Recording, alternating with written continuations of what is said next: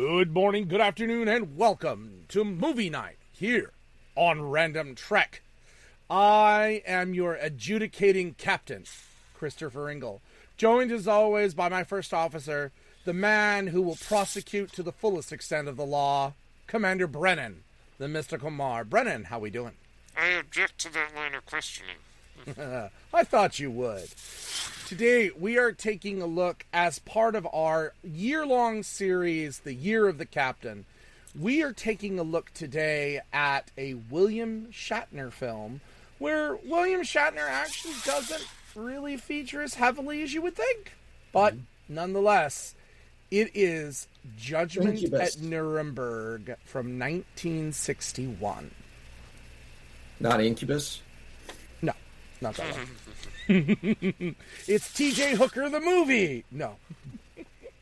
No, today we're going to take a look at the very serious and very heavy Judgment at Nuremberg. And to go along with this, we needed to have two guests. We wanted to take a look at such a heavy drama with some heavy people at bat who are big fans of this film. Brennan, you want to introduce our guests? Yes, we've had him on before, that our good friend Scott Ferguson. Admiral Scott Ferguson, yes. And also returning to the show is his dad, Ken Ferguson. Hello, gentlemen. Hello. All right. So, I want to put this out there before I turn over the con. Obviously, this film deals with the aftermath of the unspeakable horrors of the Holocaust. And as somebody who, I teach this every year to my 8th graders, I say this to my 8th graders too, these are heavy topics. These are heavy discussions, and we will be talking about, I'm sure, the atrocities. So, I will say a trigger warning to anybody. Though we won't go into massive detail, these are very difficult subjects for some. And in the world we're living in right now, remembering these events are important and important to talk about. But just so you know, trigger warning for that kind of material. Brennan, I turn the con over to you. All right, thank you. It's interesting because we just passed Holocaust Remembrance Day, I believe. Mm-hmm. And this is a big one, but yes, this movie. Well, where to begin? I mean, this is an incredible film. With a huge cast of A-listers. Directed by the always reliable Stanley Kramer. Who directed some incredible films. Not very many films compared to some directors. But films that have left an impact on our culture. Including Inherit the Wind, Guess Who's Coming to Dinner, The Defiant Ones, and It's a Mad, Mad, Mad, Mad World. And one of the things that he was always really good at was ensemble casts. And this film is no exception. Starring some of maybe the most famous actors of the time. The movie was nominated for 11 Academy Awards, winning 2. Best Adapted Screenplay and Best Actor for Swiss actor Maximilian Schell. And the film probably would have won Best Picture if it were not up against a little film you may have heard of called West Side Story. This was a very good year for film. Because you also had The Hustler with Paul Newman. So, Judgment at Nuremberg. Wait. Yes, Admiral. If we're talking other Best Picture nominees for that year, then I want to put in a plug for The Guns of Navarone. Yes, The Guns of Navarone. Popular film. Which is also a very good film. What a year. What a year it was. And this film is... Mind you, this is only 16 years after the end of World War II. And this is a big subject to deal with. Particularly because of the use of actual footage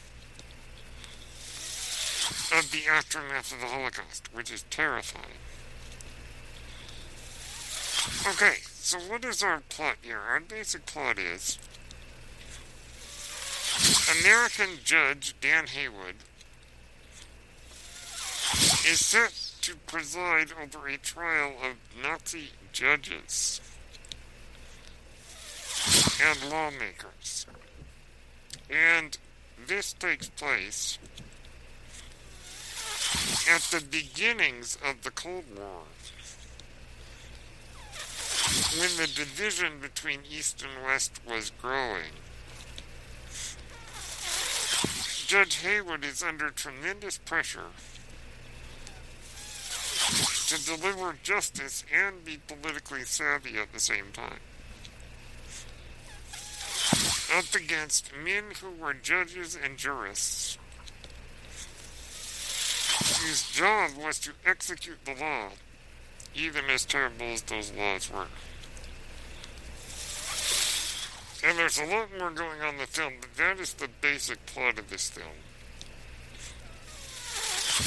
And in terms of story, it deals with some bigger issues,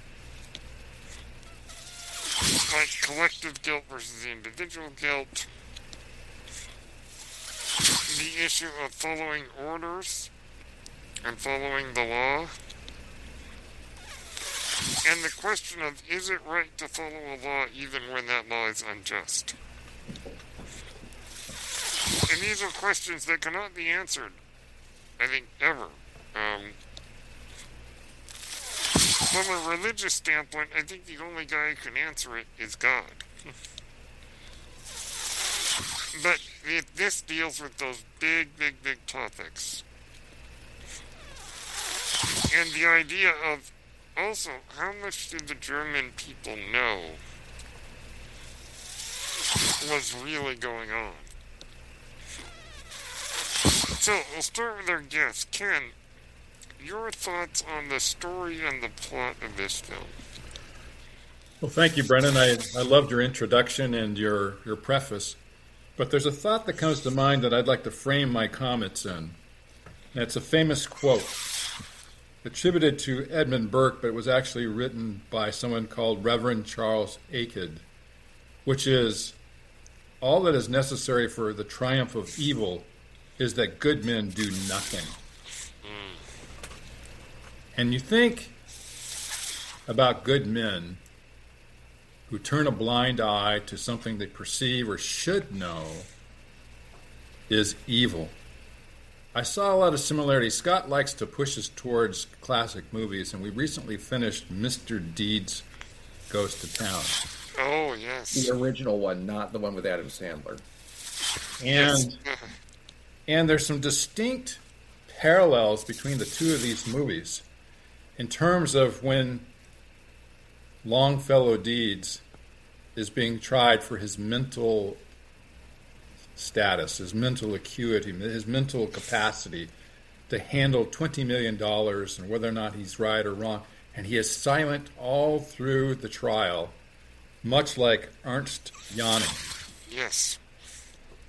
His silence is interrupted similarly between the two events when, in the case of Ernst Jannings, they pursue a victim of the Holocaust and circumstances of the Holocaust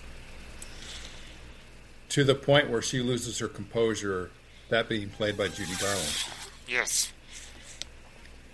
In a similar case, Mr. Deeds doesn't recognize that the reporter who had written so many things about him is actually in love with him and is trying to fix the situation that she caused for him, that he realizes the necessity to speak up and do something about it. And in the end, the judge says, you're the most sane person in the room.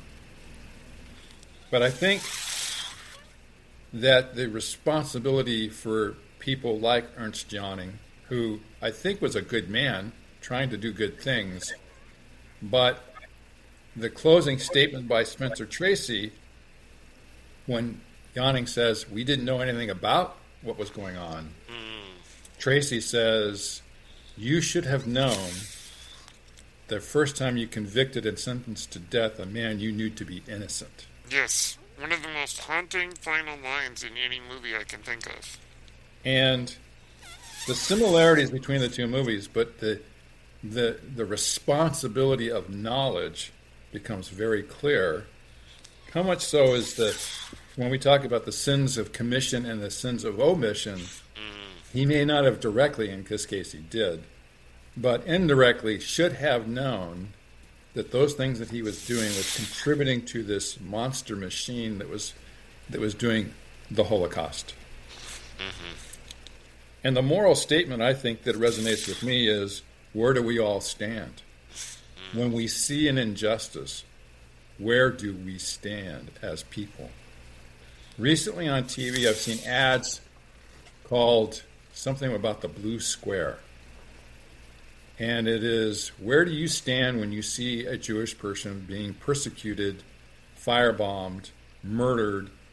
Where do you stand? And it's not, I don't think, isolated to just the Jews. It's anybody where we see an injustice taking place. Do we hypothesize in the head, oh, they deserved it? Or that is wrong, and it is wrong to be thinking that it's a championing the thing. I think we need to make sure that we're on a moral ground, and I think that's the message that we get through both of these movies is, where do we stand, and what do we believe? What do we know, and what are we responsible for? What should we know, and what should we do? So I enjoyed the movie from the perspective that it was giving a perspective of what the German people sustained at the end of the war that we miss so much more. What the Germans did to the Russians, what the Germans did to the Poles, what the Germans did to the English when they were bombing England. It's like we're only getting a slice of this, but we know the machine had to be stopped at any cost. The Hitler machine had to be stopped. Now the fallout is beginning to come to place when they're dissecting what led up to empower him to do those things.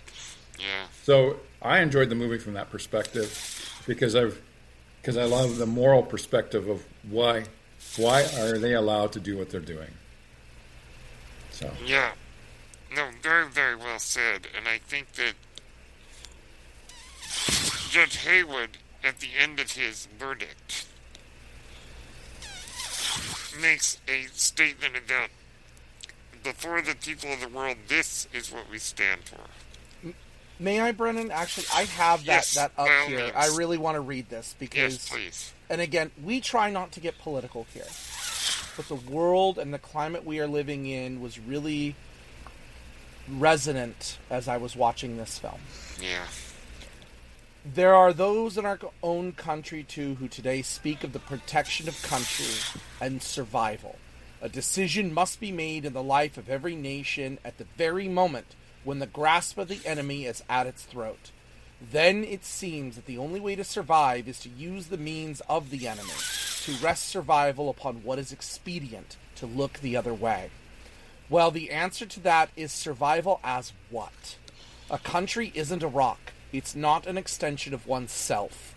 It's what it stands for. It's what it stands for when standing for something is the most difficult. Before the people of the world, let it now be noted that here, in our decision, this is what we stand for. Justice, truth, and the value of a single human being. I love that. There's a reason this won the Oscar for Best Screenplay. Because the dialogue here, the words here, are brilliant, and it's impossible, I think, to watch this movie and not think about not just how it was talking about that time period, but how it speaks to all time, even our own present time. Absolutely. It reminds me a lot of Picard's speech in Insurrection. How many people does it take, Admiral, before it is wrong? Yeah. And Picard's point being that delocating one person is a tragedy, and it's wrong what we are doing. Different scenario, but still, nonetheless, a people being treated abhorrently by a government that isn't even relevant to them, that are so out of it. And we're talking about the betterment of mankind. Throughout this entire trial, they kept saying, we were doing what we thought was best for our country. We were doing it all for Germany. It was all for that. And they were hiding behind that the entire time. And I absolutely hate that. And yet, it is so easy to follow that mentality of, I was doing what I thought was right. Or even, I was just following orders. Yeah. Both of those arguments are a dehumanizing. And I'm not talking about dehumanizing of your victims, of yourself. You are taking away what makes you unique and the ability to take in a situation and go, is this right? Is this okay? Because it's not. It is not okay. It is the only reason why historically, when I hear the argument that the German people didn't know, or at the very least, that the German officers didn't know, I kind of call that a bit of bupkis. Maybe not in its entirety, but I think a good number of people knew. And a good number of people should have stood up and went, this is not okay. But they were afraid.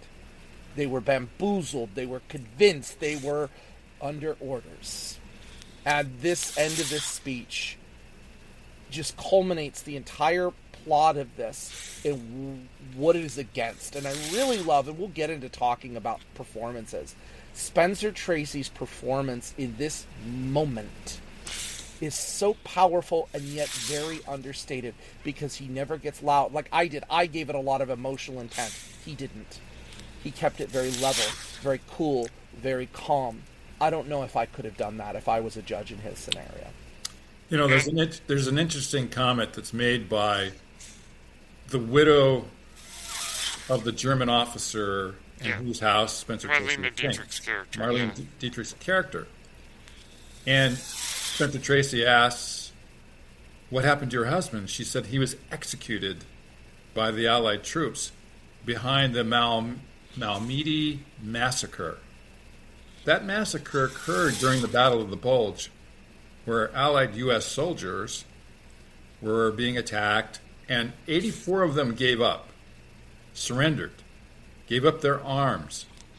They were prisoners of war, and some of the SS Waffen officers showed up and just killed them all. 84 of them were murdered. And a few of them escaped to tell the story. And so that's her husband's role in the war. When the Allies caught up to him, they executed him right there on the spot.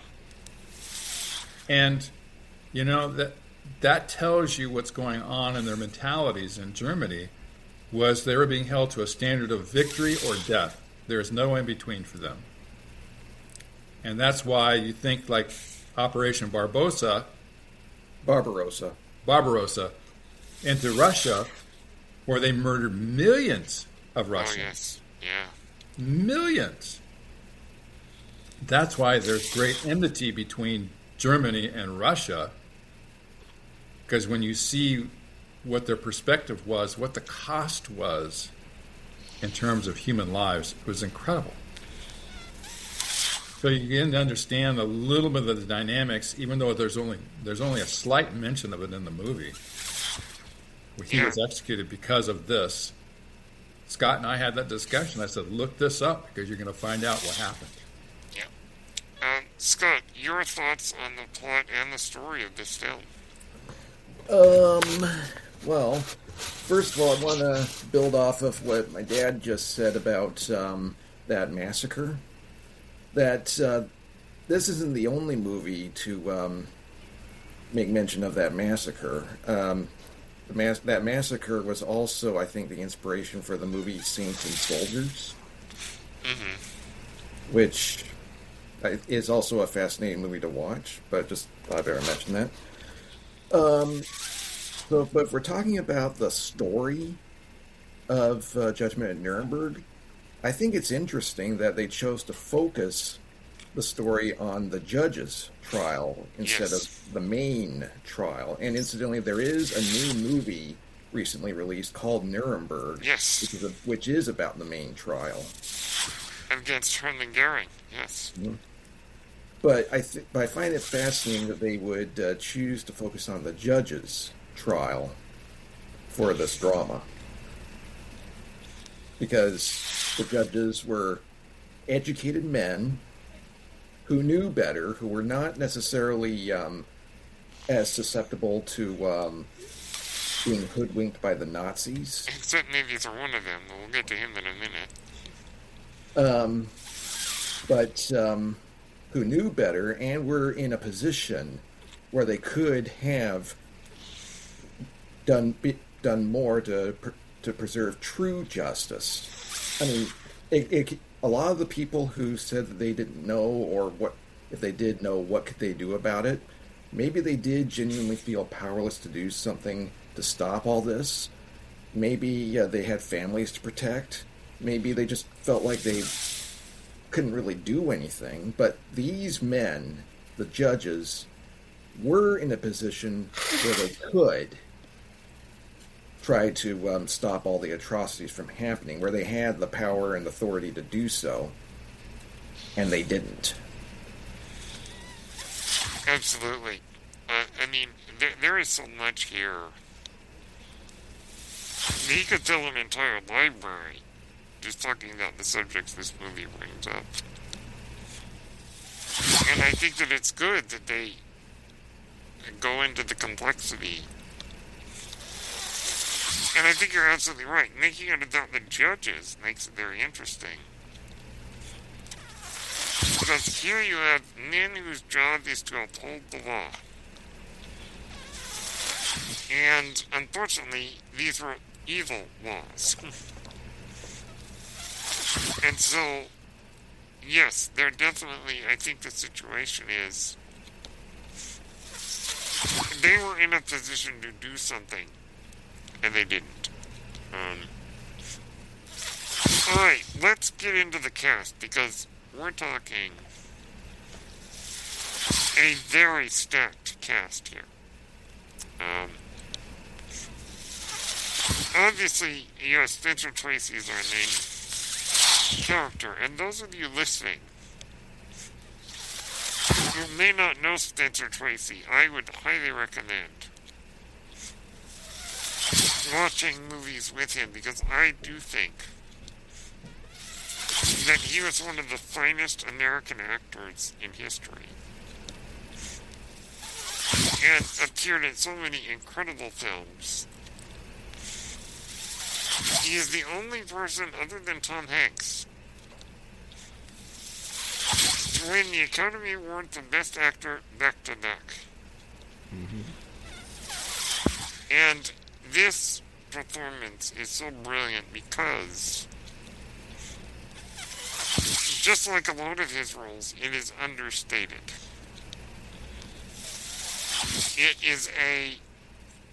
He doesn't get overly emotional. That's a little He bit. very much has the mentality of a judge, of not letting personal emotion get in the way of making a judgment. Though, admittedly, there are moments in the film where he is pressured to let these judges go free because of the political situation. But being the kind of man that he is, he's not going to let them off the hook. even if it is a politically, quote-unquote, bad move. An amazing character, and Spencer Tracy is one of the most interesting looking leading men, I think, in the history of Hollywood. With his very craggy features, but definitely one of the best actors I think we've ever had in our country. And just for the record, he didn't just do serious drama. He was also really adept at comedy. Yes, very much so. Mad World, the original Father of the Bride. Yes, absolutely. A couple, many others, but those are two right off the bat. And I think it's part of his deadpan character that makes him so funny. Mm-hmm. So, Chris, we'll start with you. Your thoughts on Spencer Tracy as Judge Haywood? I came into Spencer Tracy fairly recently in my life. Knew of the man, never saw anything by the man. And what really turned me on to the gravitas of Spencer Tracy was another trial film that I fell in love with, and that's Inherit the Wind. Yes. And I saw the power that this man could do. So when Brennan told me this is another trial film with Spencer Tracy, directed by the exact same director, I was like, yes, this is a score. And I said it before, Spencer Tracy is able to turn something on and off so quickly. When he's on the bench, there is not a flicker of emotion. Not anger, not disdain, nothing. As a judge should. He is a good judge, a fair judge.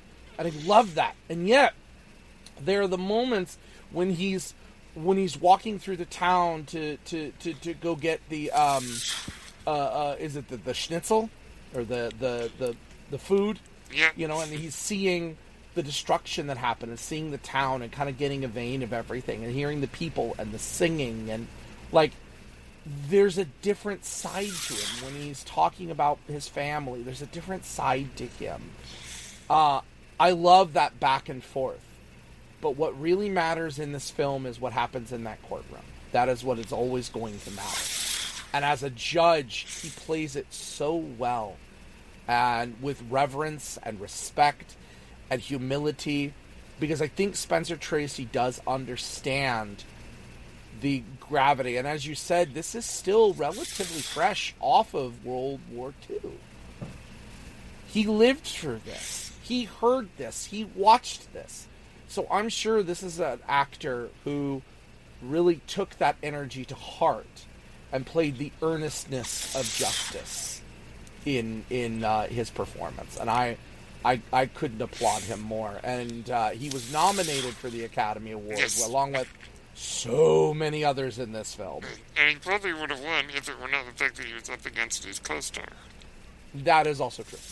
We'll get to that in a minute. So, Scott, your thoughts on Spencer Tracy here?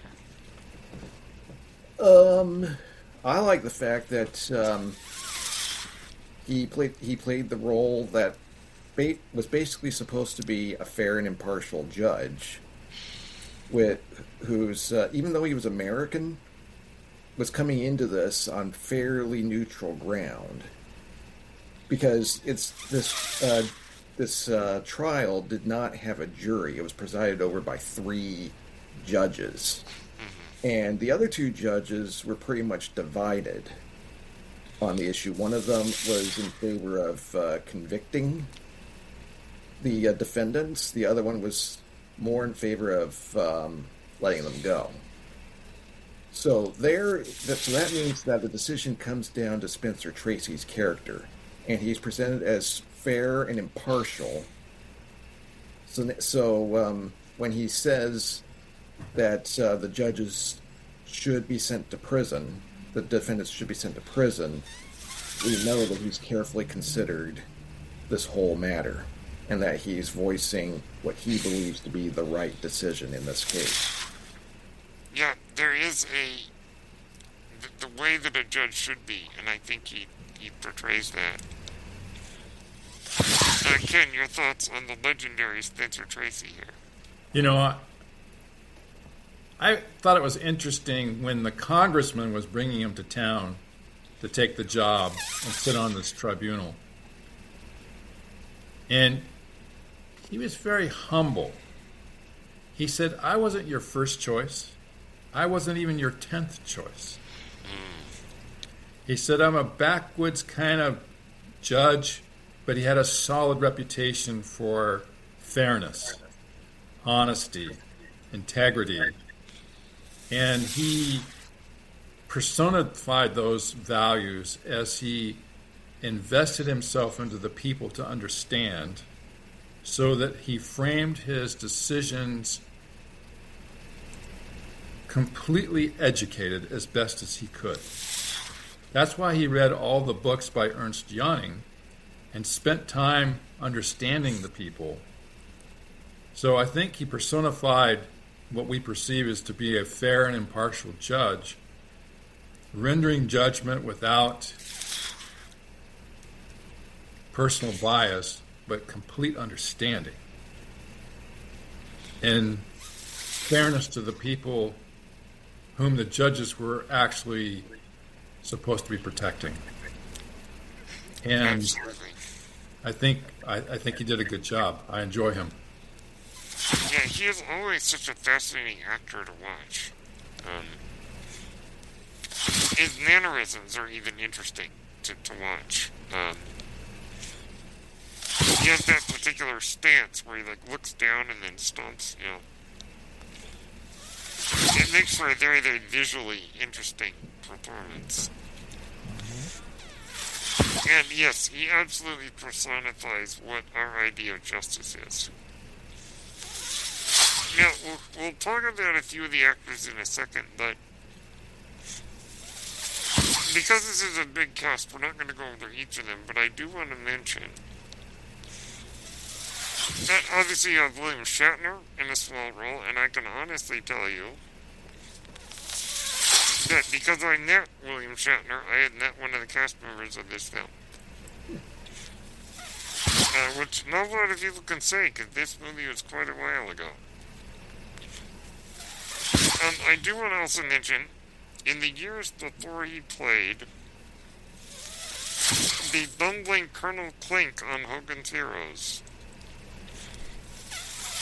Werner Klemperer has the opportunity in this film to play a terrible person.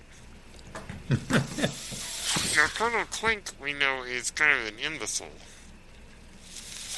But this character of Emil Hahn is probably the worst of the characters as far as The most evil. the most evil of the judges on trial. As someone who believes very firmly in the system, the Nazi system. There's a couple other actors, obviously, one of the actors that stood out to me when I saw him was the actor who played Herr Halberstadt. Herr Halberstadt is the butler at the house that Judge Haywood is staying at. And everyone, I think, will recognize him as the villain, Herr Zoller, in The Sound of Music, oddly enough. And oddly enough, Mrs. Halberstadt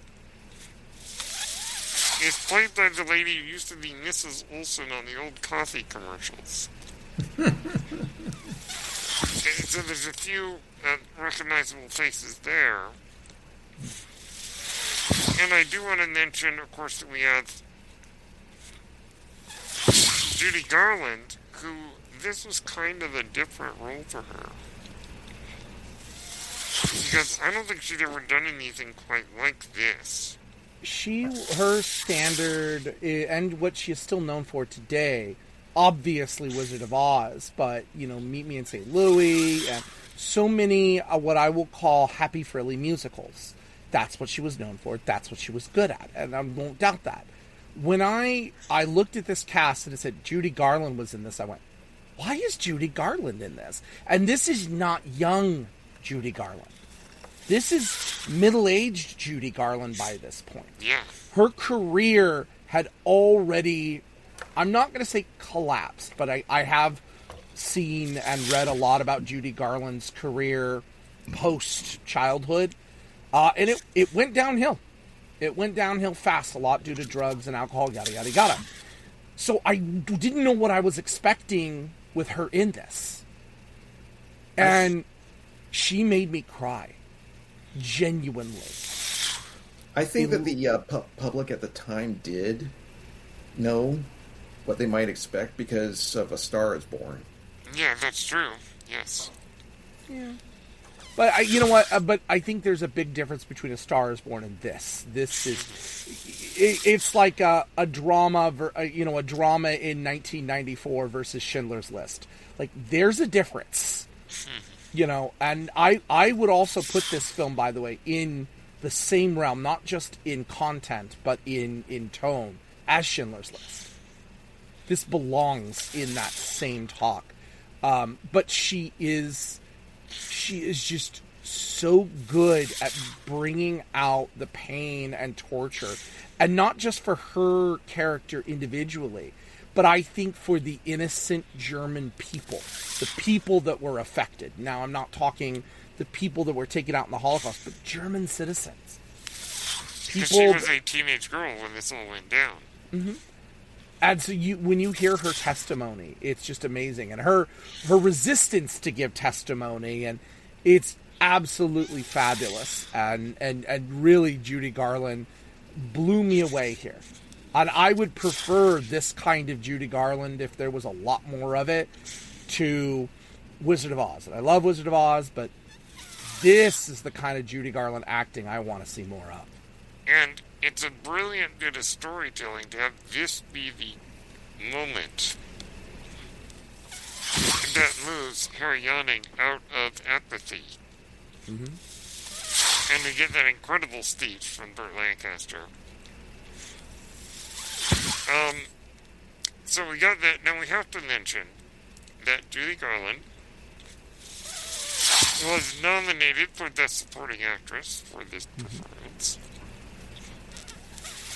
losing to the brilliant Rita Moreno in West Side Story. So let's talk about another Oscar-nominated performance. This is a scene stealer. He's in only about 10 minutes of the movie. Montgomery Clift as Carrot Peterson. Wow. I mean, that's the only word I can think of. Wow. This is the kind of supporting performance that is definitely worthy of Oscar consideration, and he was nominated.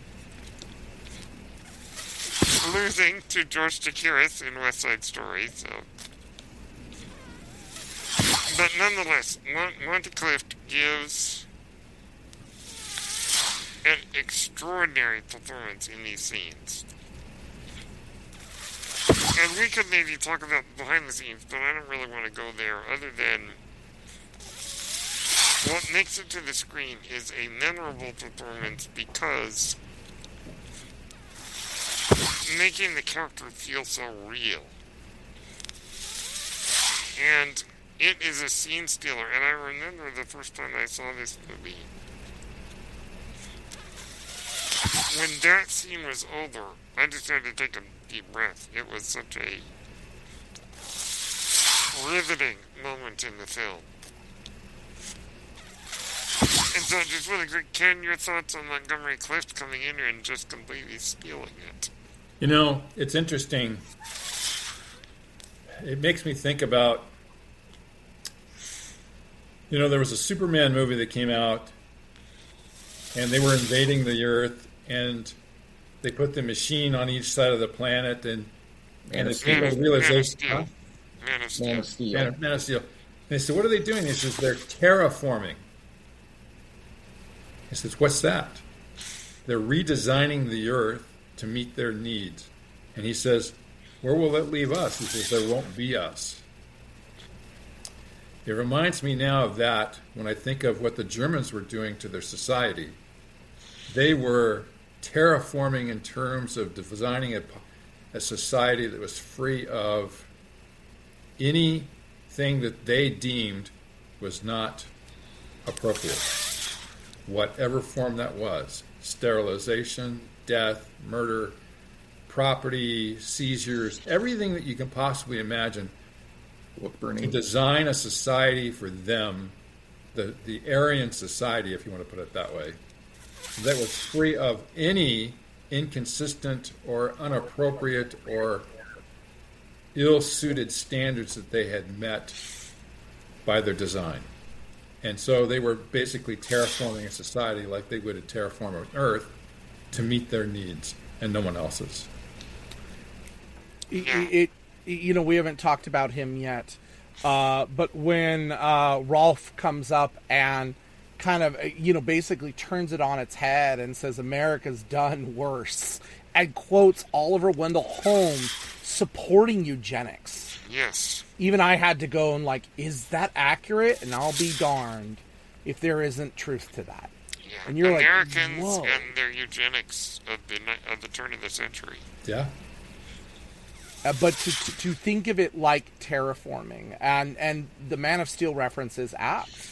Wiping what is here, and I just got done listening to the Cinephiles and their review of Star Trek: The Motion Picture. Yes. And the way they talk about V'ger wanting to remove the infestation of organic beings from them, But no, it's these are all that's sci-fi fare.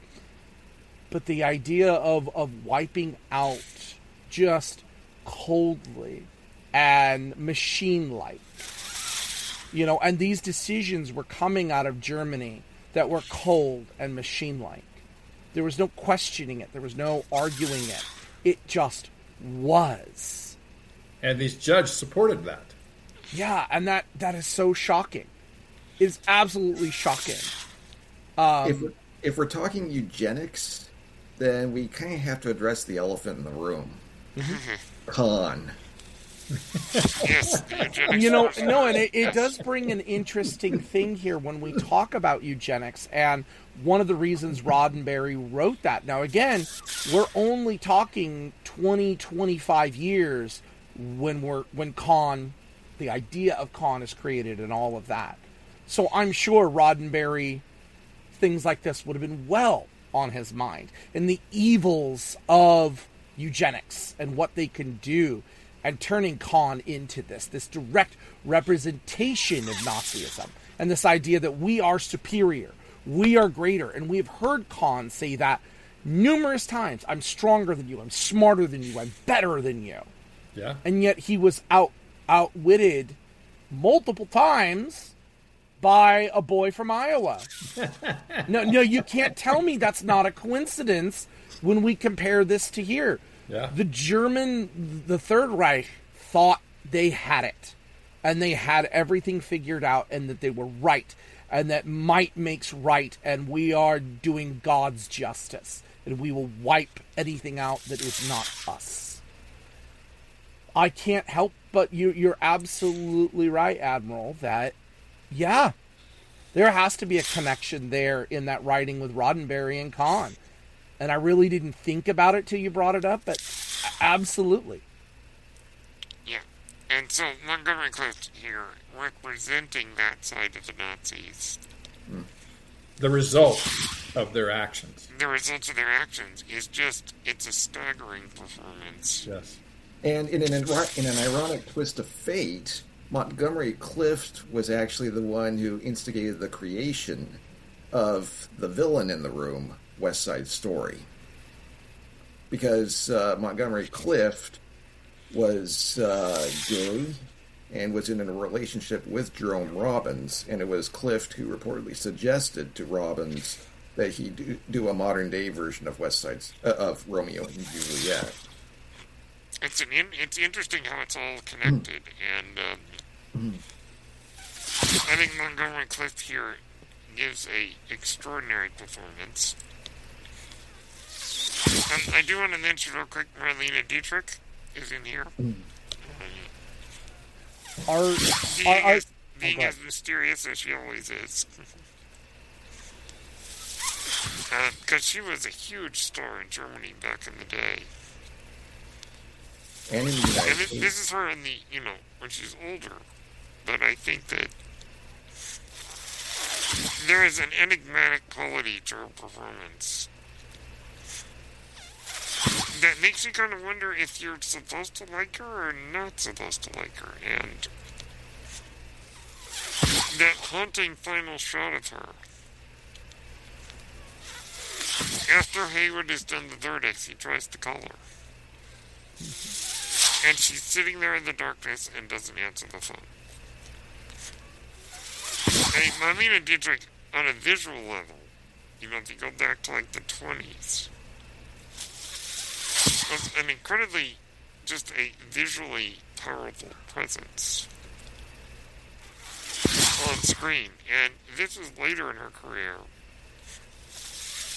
But having her here, I think, is just wonderful. Obviously, Burt Lancaster, and this is an interesting role for Burt. So Burt Lancaster, as we know, the handsome leading man, he doesn't get to say a lot in this film, but his presence looms large. And I do want to give a shout out to the makeup department because of what they did with giving him those sunken eyes. And he sits there with that stony expression on his face. Until he finally is shaken out of apathy and speaks up. Oddly enough to be called a traitor by Werner Klemperer's character. Mm-hmm. So, brilliant performance there, but let's talk about... I do have... Oh yeah, yes, go ahead. I do have a couple more things to say really quickly before we get to the next point. Certainly. About Werner Klemperer. Klemperer actually served in the United States military during World War II. Yes. And both here and in Hogan's Heroes, he was willing to play Nazis because he wanted to continue to make the Nazis look bad. And I think he was part Jewish, if I remember correctly. He was. And so that he was personally motivated to continue to portray the Nazis as evil, and in the case of Hogan's Heroes, incompetent and always losing. That was kind of... Go ahead. So, and his dad, Otto Klemperer, the great musician, fled Germany in the build-up of the Nazi years. So certainly I think Werner had a lot to say about those people. So, his, on Lancaster, his statement really, to me, I'm not going to say he became sympathetic, but he became a lot more emotionally relatable. In the idea that he did something wrong, he knew it, and he was willing to do the right thing. And he comes out as kind of the whistleblower. And his for love of country speech is resounding. So good. I want to read you a short piece of his statement, because it brings everything together.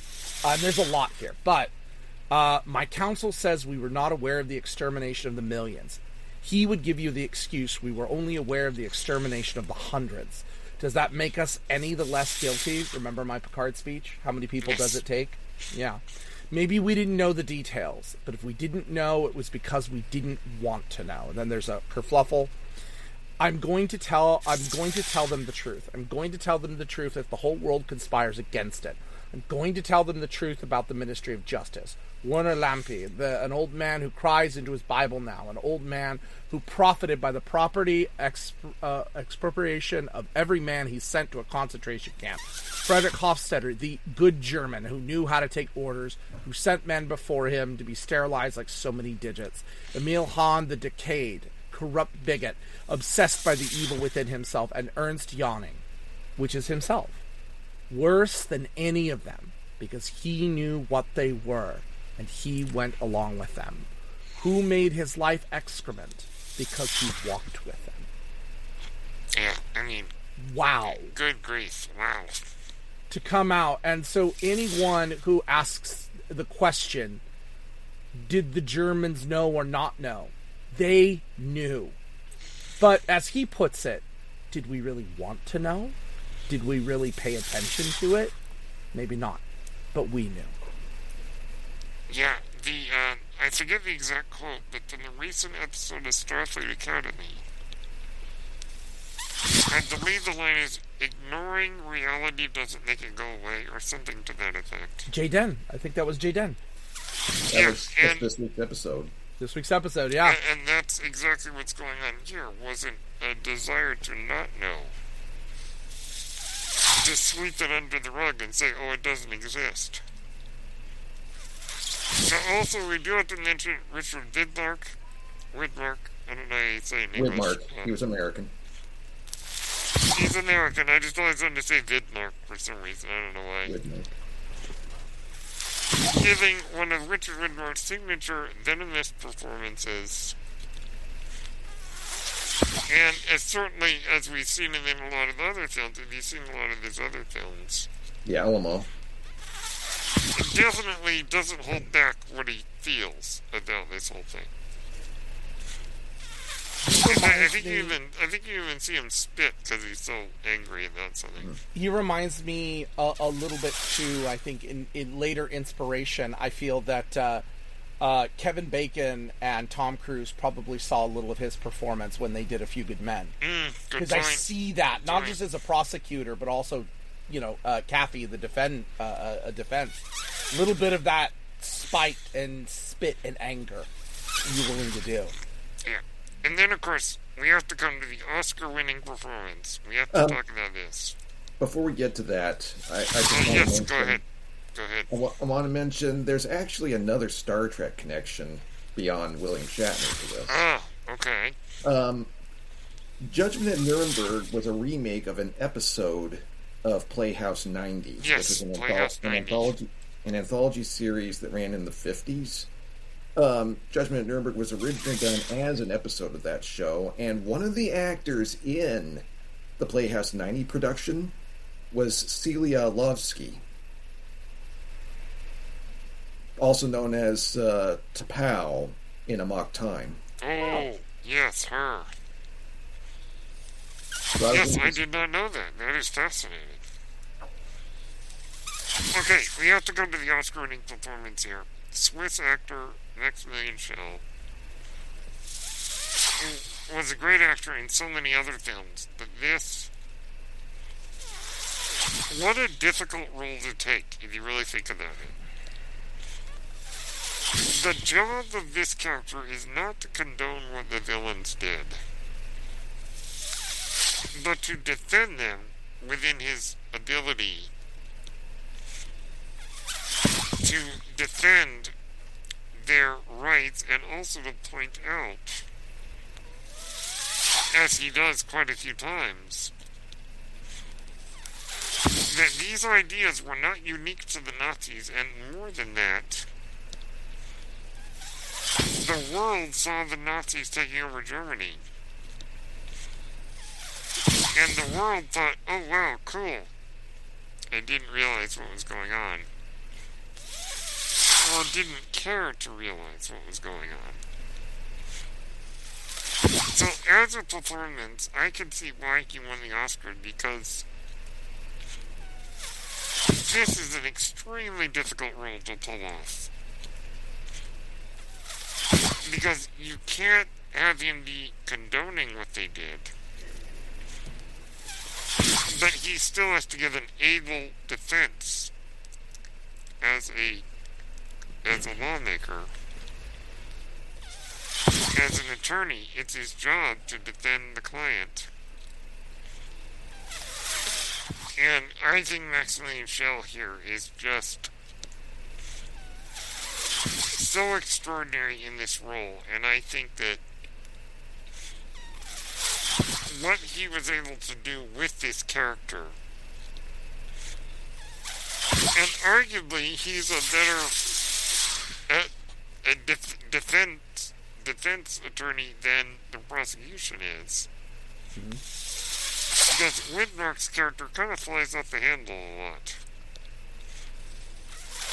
But Maxine Schell, as Herr Rolf, plays it so straight. And really, this is a hard job to do. So, Scott, your thoughts on this performance and this character? Well, I think that Herr Rolf is probably the most compelling character in the entire movie. Because here he's basically a good man, and we don't really know what role, if any, he had played during World War II.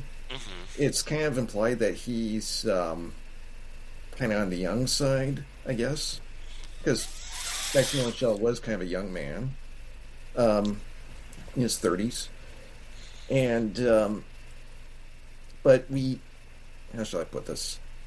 He's basically presented as a good German, stuck in impossible circumstances, having to defend someone who he knows is guilty. But if he doesn't defend that person, who will? And regardless of who defends that person, it wouldn't be a fair trial if they didn't.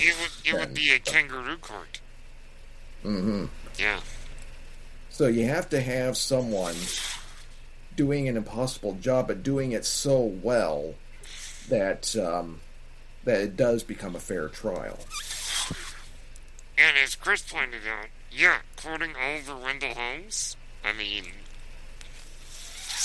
looking at how the Americans had a big thing about eugenics once upon a time, talking about how even Churchill thought Hitler was a good guy for a while, and even these ideas that there is so much more than just the myopic view of the world, but there are bigger implications here. And as Chris said, you had to look up whether or not that was true, and Oliver Wendell Holmes did in fact support eugenics, and we consider him one of the great legal minds of American history. Ken, your thoughts on Maximilian Schell here? You know, having been in many courtrooms listening to attorneys, I found this. For the record, my dad is a retired policeman. Yes. Having seen attorneys, their goal is to create doubt. And sometimes the lengths that they go to, even though they think that their clients may be guilty, their obligation to the client under the Constitution is to create doubt about what the prosecution says about them and the evidence that is presented against them. And so you can see his voracious attacks on witnesses for the prosecution. And I've seen that happen before in real life, where they attack the veracity of the witness to create doubt in the judge's mind, so that there is some unknown factor that they can hang their hat on and find the person innocent. And he does a remarkable job, even though when Ernst Jauning stands up, he protests. He says, no, my client's losing his mind. He shouldn't be doing this. We're not for it. He tries to defend him, even though Jauning commands him to sit down and shut up so that I can make my speech.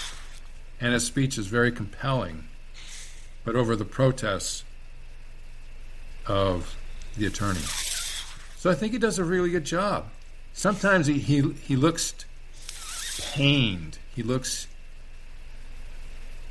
at his wit's end on how to proceed given the circumstances of everything, and so he pulls out everything he possibly can to get them to be off the charges. He sweats a lot in that courtroom. He does. Literally. And And you could see that the actor had to do a lot of preparation in order to present that role. And so I think it was appropriate. Now, personally, I like Spencer Tracy better. Yeah. But in terms of from the sidelines watching this unfold on TV, on a film, he does a compelling job in an impossible situation because the world knows about the Holocaust.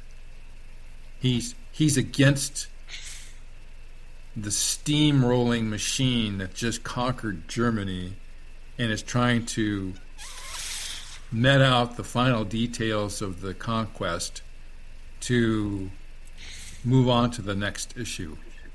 And this is one of the few remaining issues that they have to deal with in terms of this prosecution. And so you can see the distractions that are happening with Russia and East Germany and the wall and all these things are beginning to unfold and all this stuff is starting to come up. Yes or no, Scott? The wall was later. Yeah, the wall was later. But it's coming. They could see this, and the German people can see that it's coming. You're going to need us to help stand the wave against the Russian tide. And certainly an ideological war. Yes. Wall is starting to go up at this point. And so this balance point between where we were, where we are now, and where we're going is being focused on this one instance at this trial.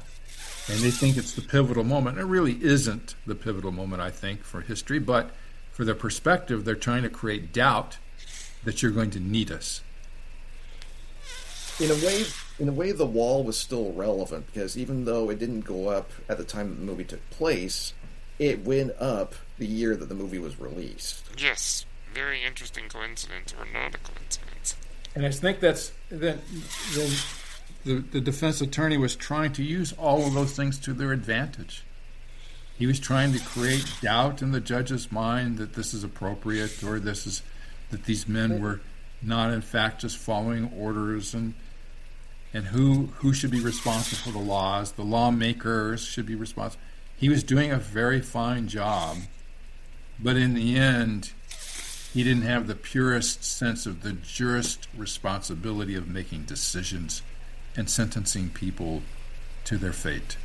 So I have to disagree on his job. Now, his performance, because I know we're focusing on the performance, his performance is fabulous. I will applaud him. He won that award for a reason. But this, I guess, goes to the writing and maybe a little to whatever the original man did. But I have taught and coached speech and debate now for years.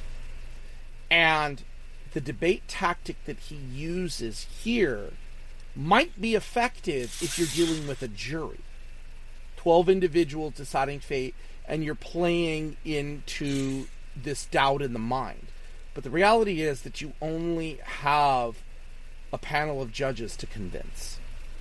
That's what you're dealing with here. And it's going to be a lot harder to sway their emotion. So playing to an emotional plea is a poor choice.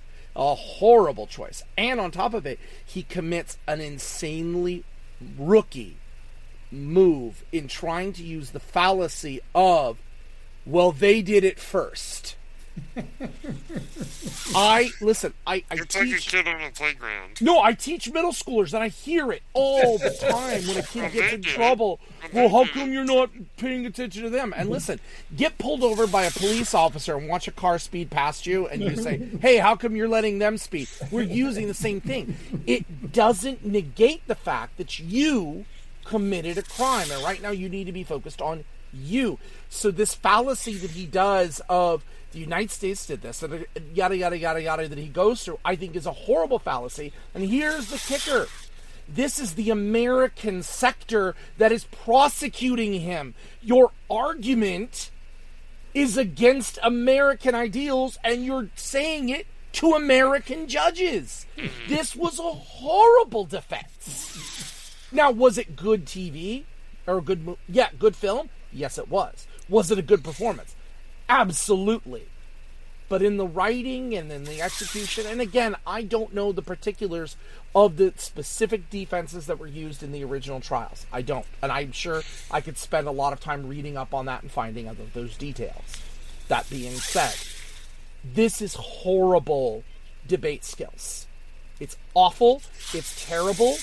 And I just noticed it. Watching it, listening to it, like, you could have done that in such a better way that I think would have been more effective to your client's benefit.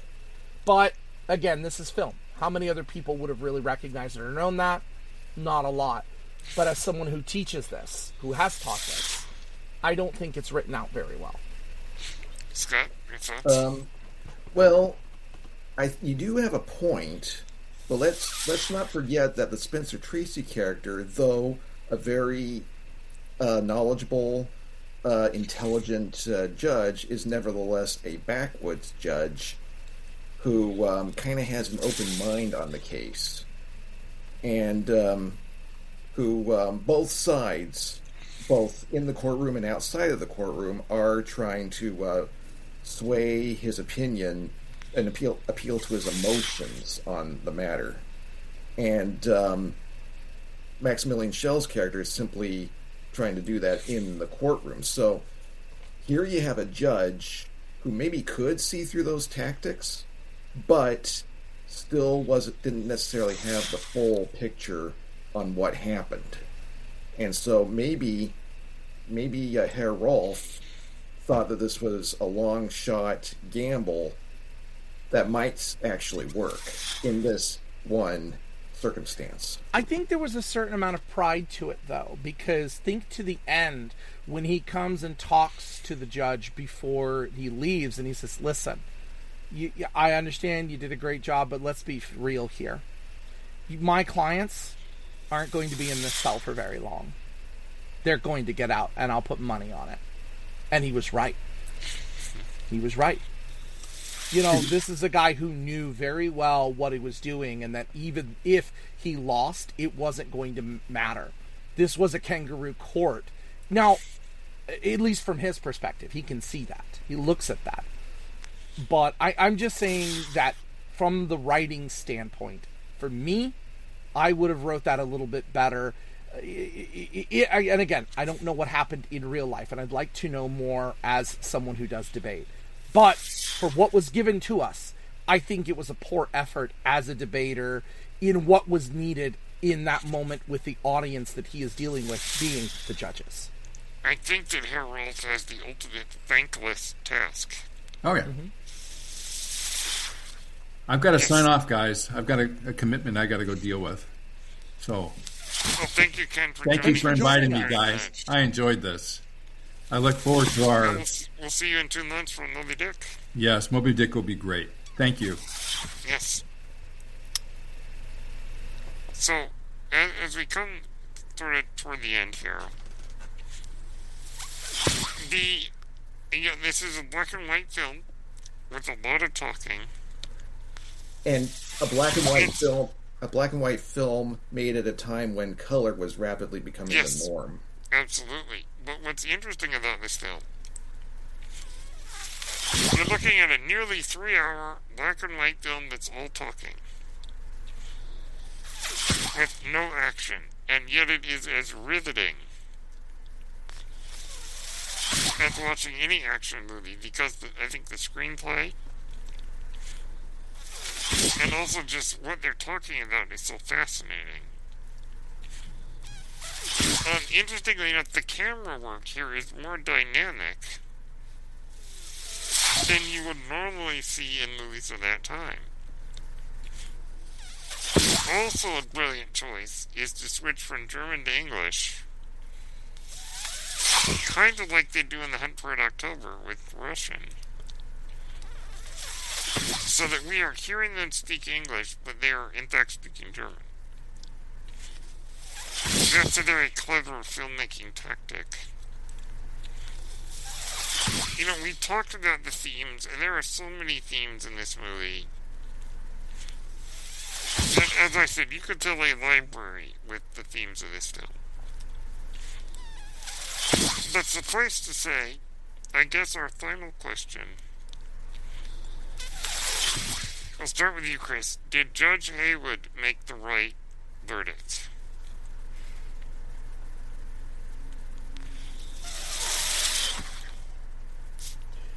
Morally, yes, he made the right verdict, but law is not, unfortunately, it's not always about morals. You would like to think it is, but it isn't.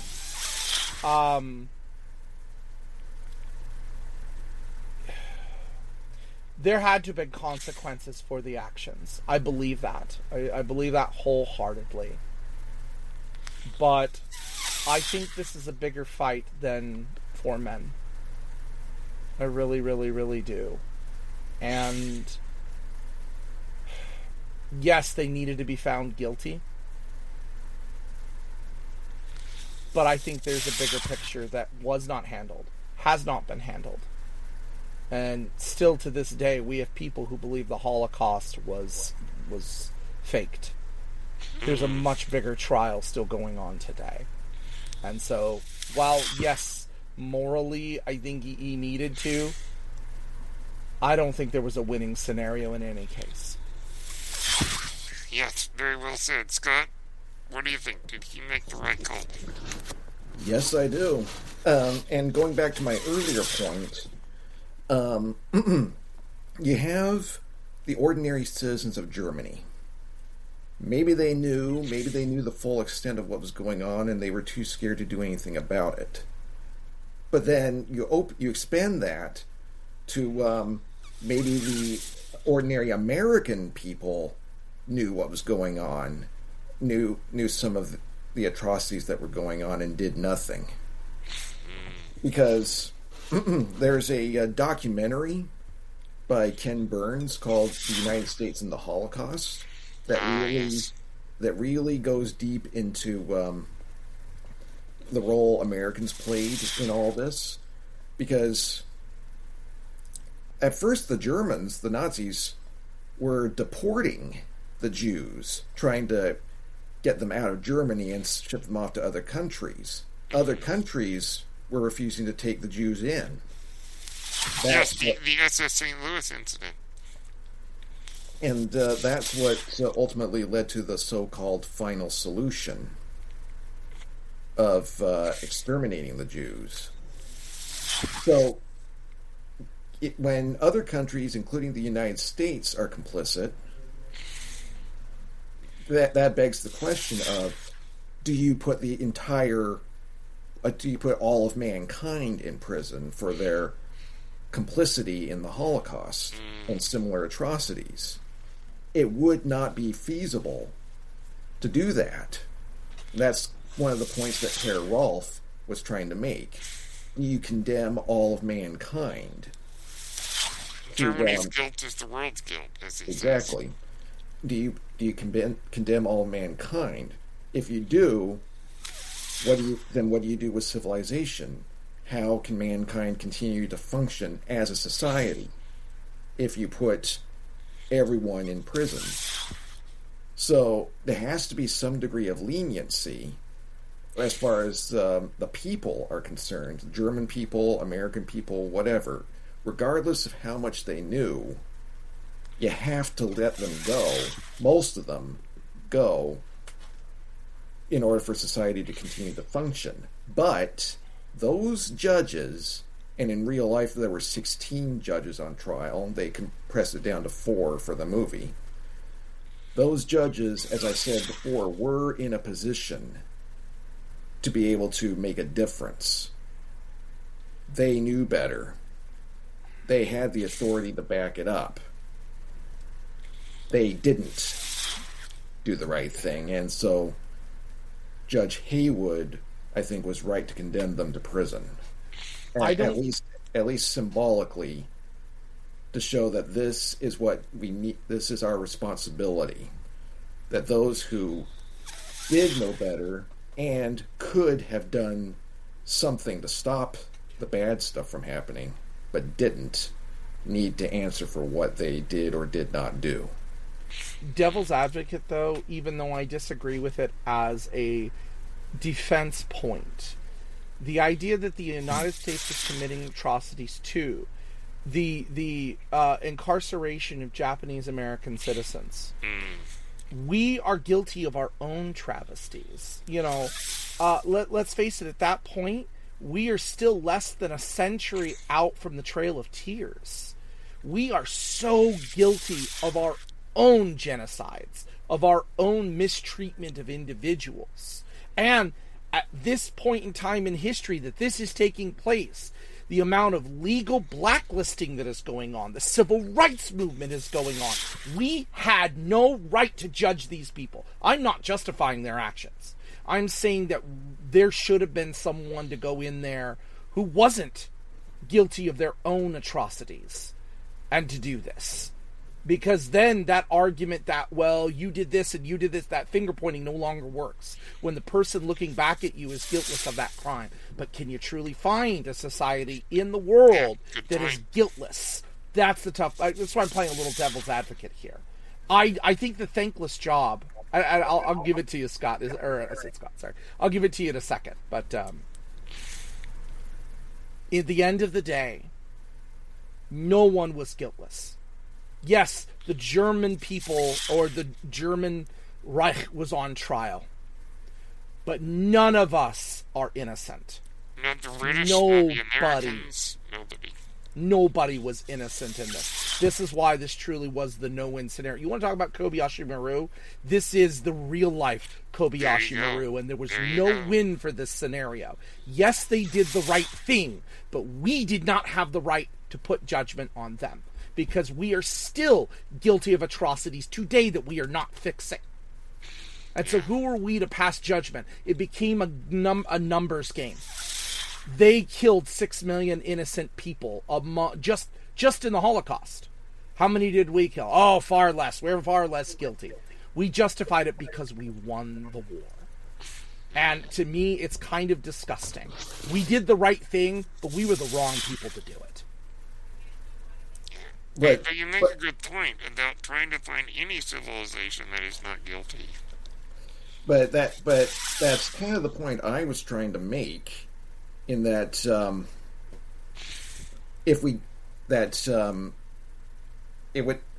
pretty much everyone to some degree was guilty of this, but somebody had to make a stand. Somebody had to make it clear that this sort of thing will not be tolerated. Now, you're right.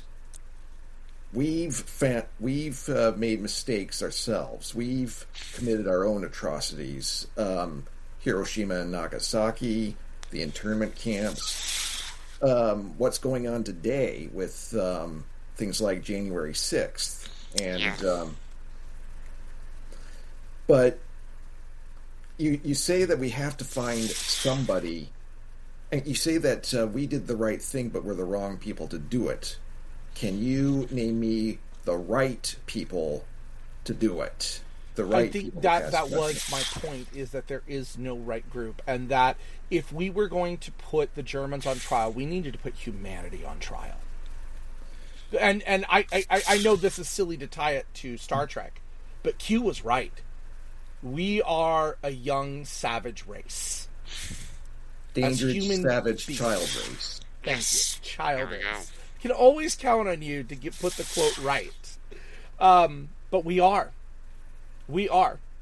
And if there is a life watching us out there, they're laughing at us and going, what idiots are we? There is no win here. And if atrocities like this are to continue, big and small, around our world, day after day after day after day, we are going to kill ourselves into oblivion. Well, let me ask this. If America was not the right people to do the right thing, then would you be condemning Americans to never be the right people to do the right thing?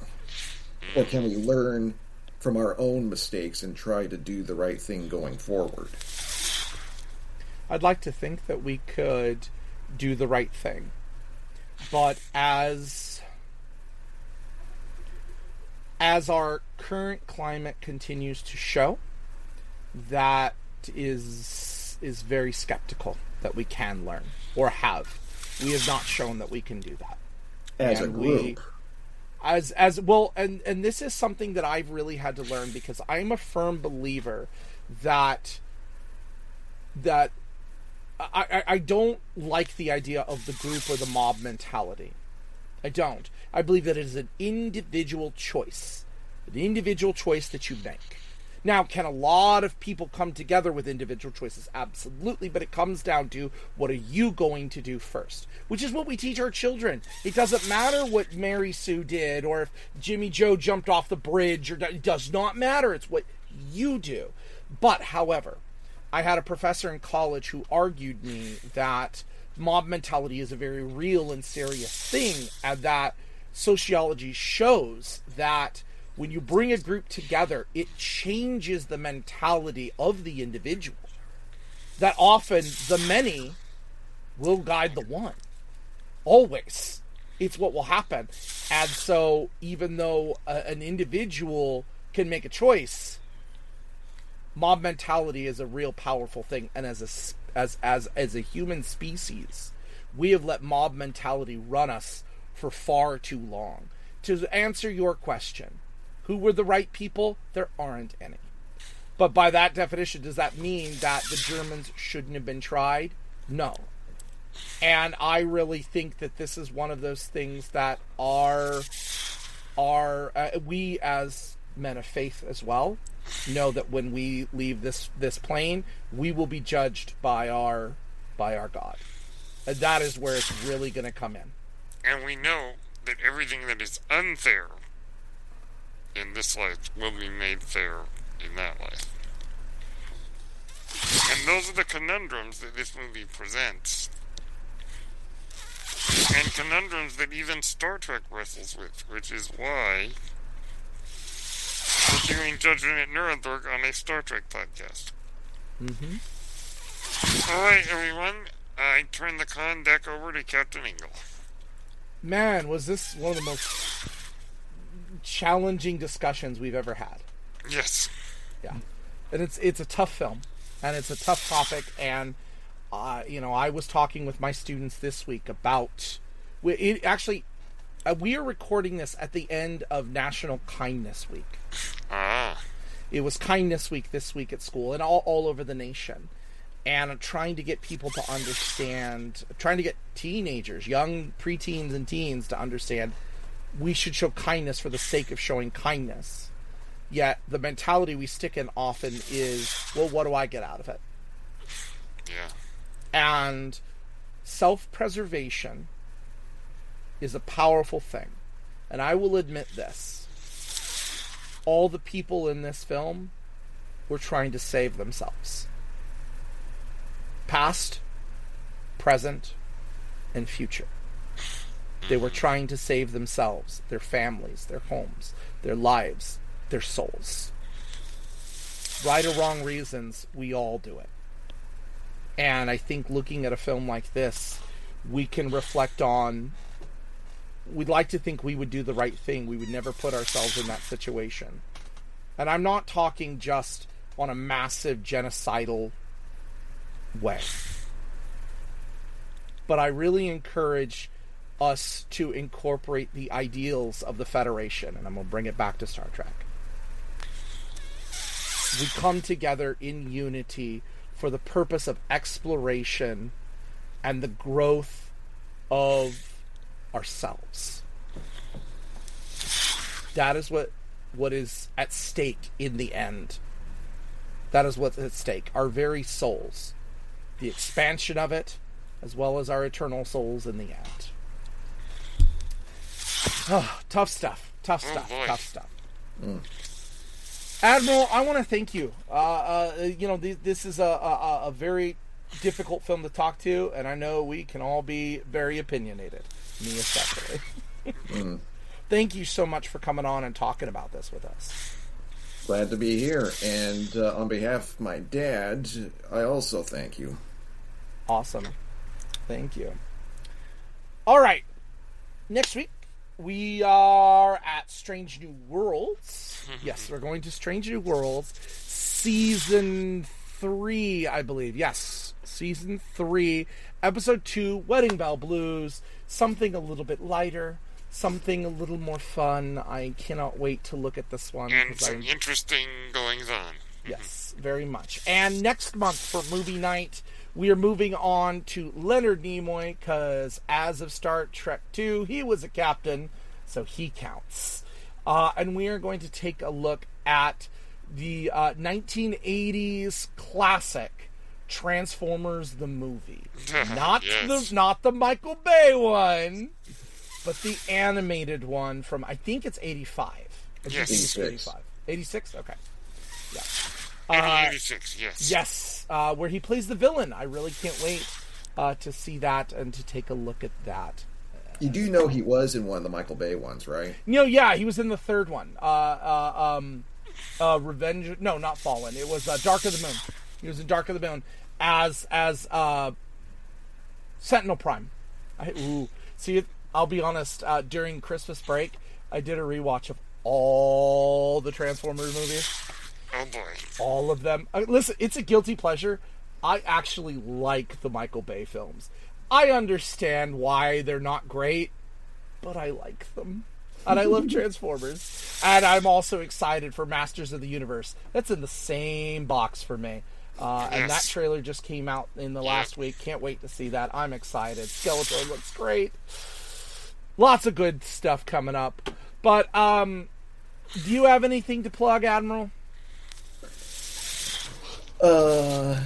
Truth, justice, the American way, blah, blah, blah. I don't have my own podcast, so I don't really have anything to plug. We should have you on more often so you can have a podcast with us. Brennan, where do the people find you? You can find me on Blue Sky, Brennan Wright at Blue Sky Social. Apple Podcast, Spotify, and YouTube at Page Turners They Were Not. You can find me at cingold1984 on Twitch and Twitter. But as always, we end every episode. Kapla! Live long and prosper, and please, just be kind. Peace and long life. Yeah, what he said.